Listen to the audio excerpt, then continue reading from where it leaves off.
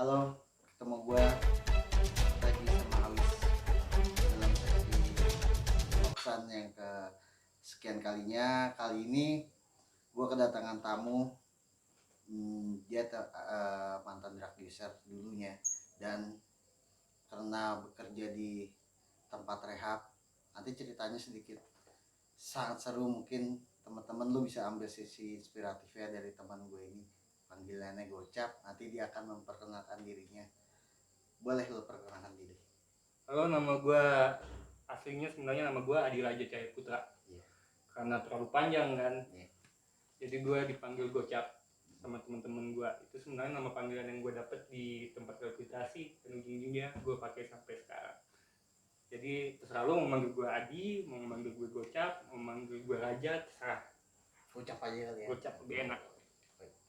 Terus gue boleh nanya gak, zat apa sih yang pertama kali lo pakai? Kalau ditanya zat yang pertama kali gue pakai, mungkin sama seperti orang kebanyakan, gue mulai dengan alkohol. Cuma ujung-ujungnya gue memilih sebuah substan, yaitu putau. Sejak kapan lo mulai pertama? Dari tahun 2000. Dari tahun 2000. Lumayan ya. Terus ada nggak dukungan dari keluarga lo nih yang lihat lo dulu pernah pakai? Entah Awalnya dari abang lo, sorry gue potong, apapun dari nyokap lo, ada ayolah kita belum mendingan sembuh. awalnya kan gue tuh dulunya sneaky ya. Kebetulan tuh hampir semua abang-abang gue itu tuh pemakai putau. Jadi tuh uh, gue ketahuan make itu sebenarnya abang sepupu gue yang kegep make. Barulah gue ketahuan make. Karena diajak iya, apa gimana tuh diajak?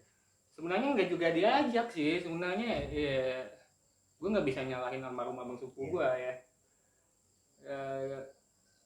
Ya karena memang gue pingin aja pingin nyoba sesuatu yang lain kan. Waktu itu ini apaan sih kan, kayaknya besar juga berarti ya, kayaknya untuk enak pengen banget tahu ya gitu kan, sambil dengar lagu Nirvana dia wadak banget kan. Jadi enak banget kayaknya. Cobain juga pakai itu kan, Morrison juga pakai itu kan, jadi gue pengen coba waktu itu. Simple itu aja ya. Berarti dari musik juga ya lo Iya, ya. ada. Terus gua dengar kan lo juga pernah kerja di panti rehab tuh. Sebenarnya menurut lo nih ya, pendapat lo tentang panti rehab yang perspektif tuh seperti apa sih? Perspektif gue tentang rehabilitasi gitu. Kalau perspektif gue soal rehabilitasi ya, kita harus lihat acuannya dulu. Rehabilitasi itu apa sih? Khususnya rehabilitasi nafza ya. Rehabilitasi nafza itu adalah mengembalikan fungsi sosial seseorang. Jadi bukan kayak kayak pola pikir orang sekarang ya, yang lu masukin anak lu ke rehabilitasi kayak masukin anak lu ke laundry. Cuci bersih, bukan itu. Kalau lu cuma bicara soal dia clean, nggak gunain narkoba, tanpa rehabilitasi juga bisa. Yang keinginan. Iya, ini kan masalahnya mengembalikan fungsi sosial dia. Berapa lama lo kerja di situ? Kalau kerja bergiat di bidang rehabilitasi sih ada sekitar 10 tahun. Lama cuy, 10 tahun. Apa lu juga mungkin keluar masuk rehab kali bro? Gue pertama kali masuk rehab tahun 2002. 2002. Pertama kali masuk rehab dan akhirnya keluar masuk, relapse lagi, keluar masuk, habis itu bekerja di rehab, relapse juga. Emang sesuatu perubahan manusia tuh nggak segampang itu sih bro ya. Cuman gue cukup salut aja lo bisa kembali pulih lah kayak gini lah. Maksudnya keinginan lu untuk stop tuh ada gitu. Terus di rehab itu gue kan, sepenglihatan gue kan dari media, dari mana gitu, rehab tuh masih ada yang melakukan pemukulan apa, menciptakan ruang yang berlebihan. Kalau bicara soal itu kita nggak apa ya, eh, nggak bisa memukul rata bahwa ada hal seperti itu di dalam rehabilitasi, khususnya rehabilitasi nafza ya. Iya. Jadi kita nggak bisa memukul rata bahwa di dalam rehabilitasi nafza ada pemukulan kayak di penjara gitu kan. Kita nggak bisa. Cuma memang ada oknum yang melakukan itu. Ada. Yang melakukan itu. Tapi tidak semuanya. Tidak semuanya itu aja sih. Jadi selama gue bekerja di rehabilitasi itu tuh mulai aktif ya, benar-benar aktif itu 2017 itu benar-benar aktif. Dulu gue cuma voluntary, gue di aftercare, di rumah singgah. Baru benar-benar gue menjadi konselor adiksi itu di sekitar tahun itu. Gue pindah-pindah tuh, bekerja di rehabilitasi itu pindah-pindah. Sampailah pada tahun 2019 mau ke 2020, gue ketemu rehab yang tadi lu sebutin yang ada model kayak gitu. Gue ketemu tuh rehab yang kayak gitu. Tapi kita nggak aku nggak apa-apa ya. Nggak apa-apa, bebas bro kalau di podcast gua, asalkan lu jangan narkoboy. Terus yang tadi lu bilang garangan itu apa sih bro? Kalau kita sebenarnya belum ada klasifikasi soal garangan itu apa ya. Cuma tuh kan bahasanya kali garangan tuh kan kalau dalam bahasa Jawa tuh kayak istilah teman makan temen gitu.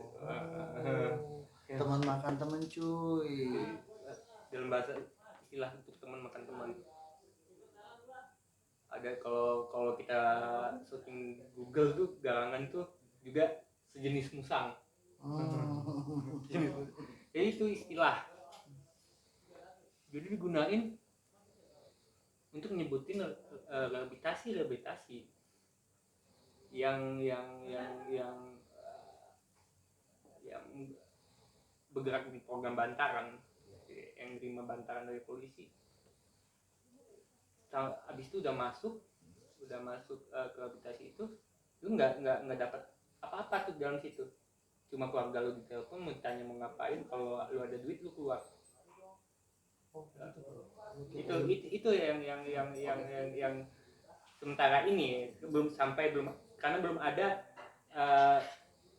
apa sih garangan itu klasifikasinya belum ada. Tapi yang sekarang gue tangkap ya dari istilah-istilah orang yang nyebut rehabilitasi garangan itu, bahwa garangan itu adalah rehabilitasi yang rehabilitasi 86 ditangkap polisi sesuai surat edaran Kabar Reskrim, lu cuma tes urin positif, lu dioper ke rehab. Habis itu keluarga lu ditelepon oleh pihak rehab, uang pas, lu keluar, entar rehab nyetor tuh. Itu semua. Berarti hukum di Indonesia masih kacau ya bro ya, kalau untuk apa ya, pengguna masih sangat belum terlihat untuk mendapatkan tempat yang lebih layak lah ya kalau gue lihat ya. Kalau di luar negeri kan ya gue sih berharap kayak di luar negeri punya tempat shelternya sendiri, punya tempat cara menggunakannya sendiri, ya kan? Iya. Kalau di Indonesia kan ya semoga aja sih. Ya kenapa di Indonesia kayak gitu, karena permasalahan narkoba itu ya. Sorry ya, gue nggak mau nyebut itu narkoba ya. Sekarang lebih enaknya gitu nyebutnya zat atau nafza. Iya. Itu tuh masih jadi polemik gitu, sampai ke pasal-pasalnya juga polemik. Kita nyebut kasus narkotika itu di dalam pidana khusus kan, dalam pidana khusus. Seharusnya kalau pidana khusus kan kayak kalau misalnya ya, permasalahan yang berkaitan dengan lingkungan kan hakimnya emang dididik untuk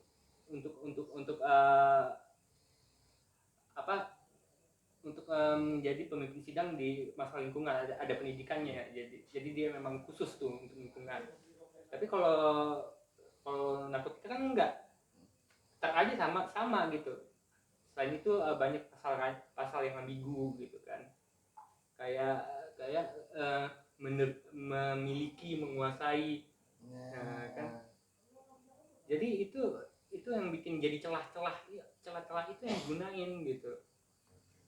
Apalagi yang surat edaran Kabar Reskrim itu sebenarnya bagus kan, bahwa pecandu yang cuma tes urinnya positif di referral ke rehabilitasi itu sebenarnya bagus, cuma itu yang dijadiin celah. Itulah yang dijadiin celah oleh rehabilitasi yang sekarang kebanyakan orang sebut garangan. Itu yang dijadiin celah, yang dijadiin celah itu. Makanya lu cabut kali ya. Kalau gue memang udah gimana ya, selain memang bertentangan sama prinsip gue, memang udah gue ngerasa ini pendapat pribadi ya, gue ngerasa rehabilitasi itu bisa lo lakuin di mana aja. Tuh. Sesuai keinginan kita ya bro. Bisa dibalik lagi ke pendirian kita iya. Bro ya. Setuju. Gue setuju banget yang gitu. Rehabilitasi itu bisa Karena gini bro ya, kalau lu mau rehab semahal apapun, kalau dalam diri lu belum ada untuk pulih, bisa keluar yang tadi lu bilang, keluar dari rehabilitasi sudah mendapatkan minimnya, iya, lu balik lagi, iya, turun lagi tuh. dan ingat ya, relapse itu pasti akan lebih parah dari yang pertama. Bener. Ini lu mengalami gue mengalami itu.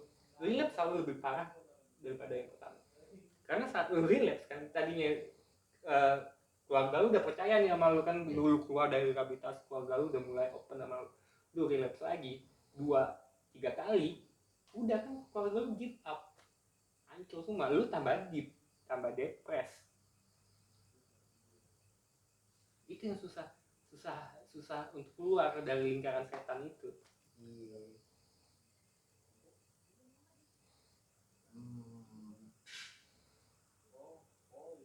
Sekarang lu udah berkeluarga bro? Iya, alhamdulillah udah ini, gua udah setahun lebih ini gue berkeluarga lagi. Terus pasangan lu mengetahui dulunya lu seorang pasangan gue juga yang sekarang recovery addict. Jadi sebelumnya gue nggak, pasangan gue yang sebelumnya bukan recovery addict dan gagal. Pasangan gue yang kedua recovery addict juga dan gagal juga. Ini juga recovery addict, alhamdulillah belum gagal. Tapi godain semoga langgeng. Iya, amin, semoga langgeng. Kalau yang sekarang ini benar-benar gimana ya, walaupun dia partner gue dalam segala hal, termasuk dalam pekerjaan, termasuk dalam diskusi, termasuk dalam pemulihan. Dia mempengaruhi nggak dalam yang tadi lu bilang pemulihan itu? Mempengaruhi. Lu tahu nih akan lu tahu maaf ya, lu akan maaf ya, tapi dia berusaha untuk menenangkan lu, jangan sampai lu dengan cara apapun dia yang jangan sangat dia sangat protek sama gue. Tapi gue nggak mau lagi sekarang ngeletakin pemulihan gue terhadap orang lain. Gue pernah gagal ngelakuin itu, gue ngeletakin pemulihan gue pada orang lain. Saat gue kehilangan orang itu, gue malah jatuh, tambah kacau gue. Sekarang gue meletakkan pemulihan itu ke diri gue sendiri, patokannya gue. Jadi lu bisa lihat tuh jadi perjuangannya Bang Gocap tuh, nggak gue lihat gila, jatuh bangunnya banyak banget, 7 kali relapse cuy. tempat rehab 7 kali, mungkin tempat rehab udah apa Tapi gue terakhir ditanya Iya. di satu tempat rehab yang semuanya staffnya udah teman-teman gue kan, kan ujung-ujungnya gue masuk rehab yang staffnya semuanya teman-teman gue gitu kan. Ditanyain gue kan kalau dalam proses rehab tuh ada intake, ada screening, ada assessment. Gue malah ditanya balik, lu mau berapa lama di sini?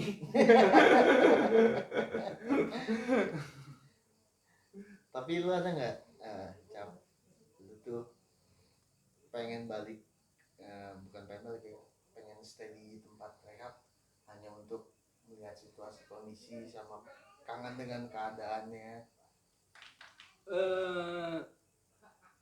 Rindu dengan situasi tempat. Bukan lu karena relax ya, rindu dengan situasi keadaannya. Itu sering gue alamin. Gue kadang-kadang gue rindu tuh sesi-sesi kayak morning meeting, kayak apa, NM meeting masih gue running sampai sekarang. Jadi tuh karena saat gue datang ke tempat rehabilitasi, gue mirroring, gue pernah ada di sini dan itu akan ngingetin gue terus. Jadi itu akan ngingetin gue terus. Tapi gue nggak lagi kayak dulu. Gue dulu kenapa gue bekerja di rehabilitasi? Alasan gue tuh goblok gue. Karena gue takut sama dunia mainstream. Gue takut relapse. Jadi gue stay setahun 8 bulan di dalam rehab aja. Itu yang bikin pernikahan gue pertama gagal karena gue sampai mengabaikan kehidupan karena lu takut keluar. Jadi gue selesai rehab gue jadi voluntary, abis itu gue bekerja di situ karena gue takut sama dunia mainstream. Nah sekarang gue menghadapinya karena gue tahu teman gue dunia mainstream kan. Kalau gue sembunyi terus kan nggak bisa, lu hidup nggak bisa kayak gitu. lu harus tadi lu bilang sosialisasi, kenal dengan orang baru. Mungkin pada saat itu lu sedang kacau-kacaunya kali ya. Sedang psikis lu lagi. Gue ngerasa kan kalau di tempat rehab gue nggak perlu pusing-pusing gue mikirin yang ribet-ribet kayak pertanyaan nyokap gue, lu dari mana lu? Kalau gue di tempat rehab gue aman. Nyokap gue taunya gue kerja di tempat rehab, pasti aman. Dia nggak tahu. Nggak semua tempat rehab aman. Tapi nggak semua tempat rehab cuy. Jangan menjudge. Nggak semua tempat rehab. Gue cuma menceritakan beberapa. Itu kan pengalaman gue kan. Balik lagi ke oknum, tempat rehabnya nggak sepenuhnya salah. Yang salah adalah oknumnya. Benar. Pemahaman gue sama lu. Mungkin makasih banyak Cap, lu udah mau berbagi pengalaman buat temen-temen nih yang masih pada make. Lu bisa ambil sisi baiknya dari Bang Cap, Bang Adi yang udah 7 kali relapse sampai capek tuh. Tempat relapse ya lagi. Tapi mungkin nanti gue berharap sih dari cerita lu ini Bang, nanti teman-teman bisa ambil sisi baiknya. Jangan tadi lu menyebutkan apa itu segala macam di panti rehab, dan dia akan menerapkan nanti yang gue harapkan seperti itu. Ya kalau gue boleh santai gue ya. Silakan. Jadi rehabilitasi itu hanya membantu mengasih clue. Kalau nggak lu aplikasikan ya juga percuma. Kalau bagi gue pribadi, alam semesta ini, kehidupan ini itu sebenarnya juga rehabilitasi.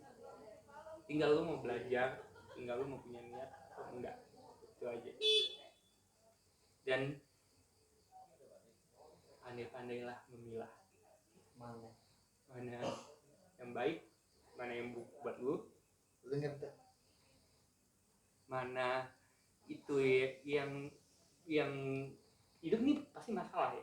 Hidup pasti akan ada selalu masalah. Cuma kalau lu bisa melihat keputusan, selalu membuat sebuah keputusan, lu bisa menganalisis masalah ini masih bisa lo hadapin nggak? Dari keputusan lo itu kan pasti ada nimbulin masalah, bisa lo hadapin atau enggak. Pandai-pandailah membuat keputusan. Decision making itu penting. Makasih banyak Pak Adi Gocap, lu udah berani untuk testimoni dan semoga bisa berbagi pengalaman buat teman-teman. Oke, Makasih udah diundang. mungkin cukup sekian di Loksan gue ya.